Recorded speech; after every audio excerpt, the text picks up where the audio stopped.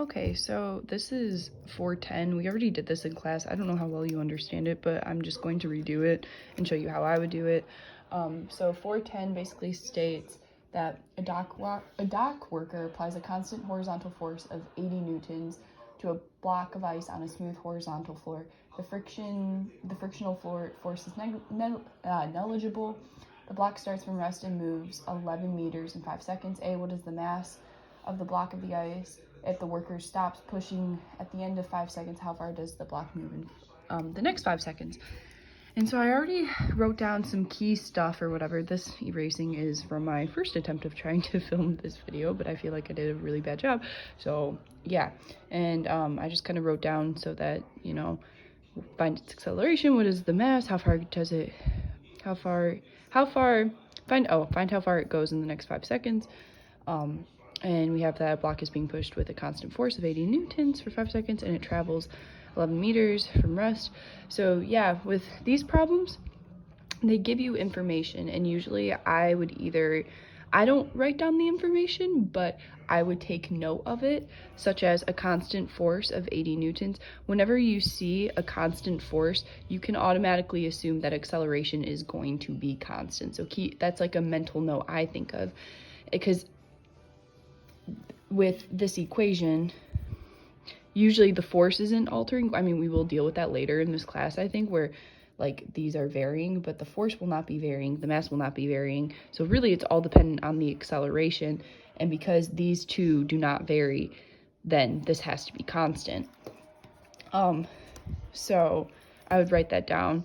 Next, what I always do is I label a picture. I draw a picture of the situation. So we have our three forces, which you're probably a lot better with the forces in the sense of we have gravity, that's the force of gravity in the downward direction. We have the normal force in the upwards directions.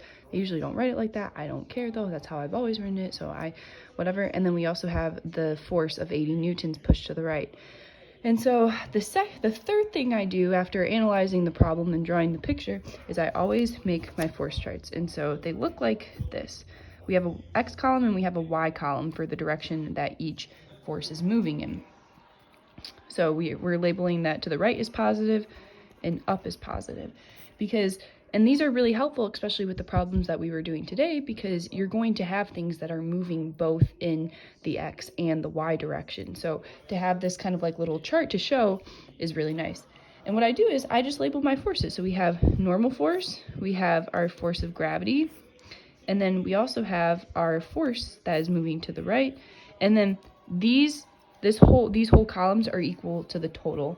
And so to the total of what each force is. And so they will always be equal to MA, because force, you can't write it, equals MA. And so from there on, I just fill on information. So we know that the block is not moving vertically. So these have to be 0, because they're only being applied in the upwards and downwards direction. And then we know that this is being applied 80 to the right, so it's a positive 80.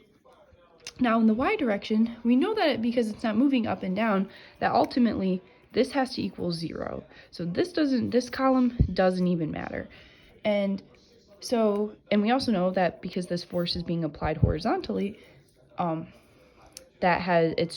we can put a 0 in the Y column because it's only being applied horizontally.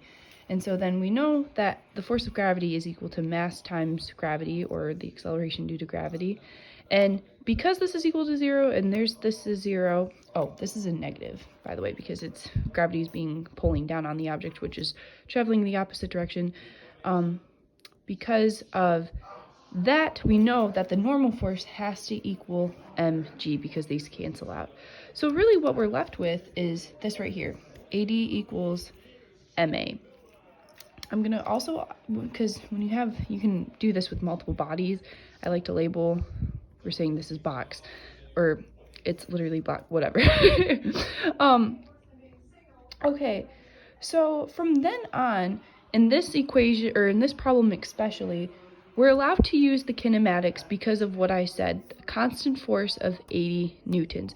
And they give us right here this 11 meters, and it starts from rest. So I also we're gonna have to use that whole thing in order to find the acceleration. So what I do is I make another little chart. We have V naught, V final, time, acceleration, and then the distance or the change of x. And so we know that V naught is 0 because it starts from rest. We don't know what VF is. We know that the total time that this thing travels is 5. We're trying to find the acceleration, and we know that the change in distance or displacement is 11 meters. And so because we have 3 of these variables, we can use any of the kinematic equations. Personally, I would use, I think it's this one, t plus 1/2 at squared, just because I think it's the easiest. So we have 11, we have 0t plus 1/2 a times 5 squared. And so what can we do? We can simplify that a little bit more. That ends up being 25 divided by 2, which is 12.5a. I'm going to put also right here. I like to label my things a little bit neat, so that we have the acceleration is equal to, I believe it is 0.88 meters per second squared. So we already found that part. And then from there, because we have our acceleration, we can plug it into our equation. So that 80, well, I'm going to put right here, so just to be neat, acceleration is equal to 0.88 meters per second squared, and it is positive because it's traveling that way. Always make sure that your directions are right. And then we can solve with this. 80 is equal to m times 0.88 divide by 0.88, and we get that m is equal to 90.91 kilograms. Also, always remember units. And so we got the first problem done by just using the information that they were given to us and using our chart, which is really nice. When you get more well-versed in these, you probably won't need to make a chart, but just to help sort out the information and fill out what you know, it makes it a lot better. And so for B, how far does it travel in the next 5 seconds? Well, we're going to use kinematics because, again, the acceleration has to be, I don't believe the block is being, scratch that, forget what I said. Let's just use the kinematics, no, here's what we can, okay, sorry, I've been spitting out gibberish. Because he's no longer in the problem, I don't think he's pushing the block any further. He's not pushing the block, so a constant force is not being applied. So the acceleration is 0. It's not speeding up, it's not slowing down, it's just 0. And because there's no frictional force that's pulling the block in the opposite direction from this, it's just going to keep on going. Realistically, it would eventually slow down because there's always some type of frictional force. But in this problem, there's no friction, there's no opposing force, so it's just going to keep going on. So we label what we know. We know our V naught, we know our VF, we know our acceleration, or we don't know all of these necessarily, but these are what we can label. So the V, now that we have the acceleration, we can find the VF at the end of the 5 seconds, which that's going to be our initial, because it's the next 5 seconds. So just to label in what we do know in here, I'm trying to find that. We don't know that, we don't need that necessarily. So what I am going to do from up in this problem is find the final velocity. And from that, I'm going to use VF is equal to VO plus AT.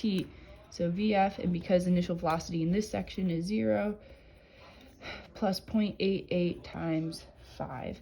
And so then we get that the final velocity of that is, 4.4 meters per second. And so, like I said, because this is saying within the next 5 seconds, so it's like another segment, this is going to be the initial velocity of that first segment. So we have 4.4. And what do you know? We have 3 of the 5 variables. We can solve for something. And so what I would do is, again, use this equation, fill in what we know. So we're trying to find the displacement. We know that the initial velocity is 4.4. We know that the time is seconds. Now, because acceleration is 0, all of that doesn't matter. So then, once we know that, we can tell that it traveled 22 meters. So, oh, Papa, oh dear Lord.